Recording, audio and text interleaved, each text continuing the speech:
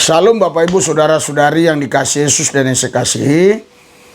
Kemarin jam 10 malam saya dapat WA ya, yang mengabarkan bahwa Ustadz Ewaloni terbaring, tubuhnya lemah di rumah sakit dan pakai oksigen. Saya tidak tahu dia ini penyakit apa, tapi yang jelas tubuhnya lemah dan kondisinya terbaring pakai oksigen. Bapak Ibu Saudara-saudari sekalian, sebelum Anda lihat nih apa yang tertulis di Google ya, jangan lupa ya, subscribe, like, tombol lonceng pencet, beri komen. Oke? Iya, sudah lihat, ini dia ya beritanya saudara. Jadi kita pasti semua tahu bagaimana Yaya Waloni ini saudara ya, kalau ceramah suka menghina orang Kristen, suka menentang pemerintah. Pernah dia katakan ya, orang-orang di pemerintahan itu banyak PKI. Dia juga sering berkata corona itu tidak ada. Bahkan dia berkata pakai masker nggak mau. Kemana-mana dia nggak mau pakai masker karena dia katakan corona itu tidak ada.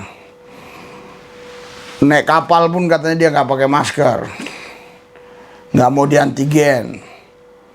Tapi dia bilang dia bisa lolos. Saya juga heran ya, kok bisa ya? Apa itu benar atau itu bohong? Tanyalah sama si Ewaloni. Tapi bagaimana kita mau nanya? Sekarang dia kan di rumah sakit, lagi terbaring, saudara, lagi pakai oksigen. Terus bagaimana pendapat saudara? Nih lihat dulu ya ceramah-ceramahnya. Dari awal saya tidak pernah pakai masker, sampai sekarang biar baku mati tidak mau saya pakai masker. Jangankan denda kau tembak mati sekalipun saya tidak akan pakai masker. Kalau istri saya mau pakai, kau pakai aja, saya nggak mau. Karena kita ke surga nggak baku dukung, beda-beda kita. Gitu. Bisa ikuti aja Pak, pakai aja tuh masker supaya bisa naik kapal. Tetap naik, yakinlah naik kemarin di Peri. Karena tidak boleh naik kalau tidak ada antigen. Antigen bagaimana orang sehat begitu? Apalagi saya ini yang menantang kafir. Begitu dokternya dokter Kristen, ini dia. Memang ditunggu-tunggu kau. Bukan vaksin disuntik, mau suntikan mati. Habis suntik lewat, batal jadwal, sudah habis lebih dulu. Syekh Ali Jabir sudah berangkat. Setelah diinterview negatif, padahal positif. Nah inilah permainan, sudahlah. Ini yang begini-gini, Allahu Akbar. Sampai hari ini anak masih, Masya Allah, maaf ya. Ini permainan yang manis tapi sayang ketahuan. Terus bagaimana pendapat saudara? Ya, saudara Bapak Ibu sekalian, walaupun saudara kita Yaya Waloni ini ya, yang dulunya Kristen mengaku pendeta, terus jadi mualaf, jadi ustadz, penceramah, akhirnya dia juga menjelek-jelekin agamanya yang lama. Namun kita kan sebagai orang percaya, orang Kristen, tidak boleh kejahatan dibalas kejahatan. Kita harus tetap mengasihi dia. Kita tidak boleh menghujat, bahkan mencaci maki, bahkan mensyukuri. Istilahnya begini, syukur lu, syukur ya, yang penting mati aja lu. Nggak boleh begitu ya. Saya percaya kita kesal, dan banyak yang nonton ini pasti kesal dengan ulahnya Yaya Waloni ini.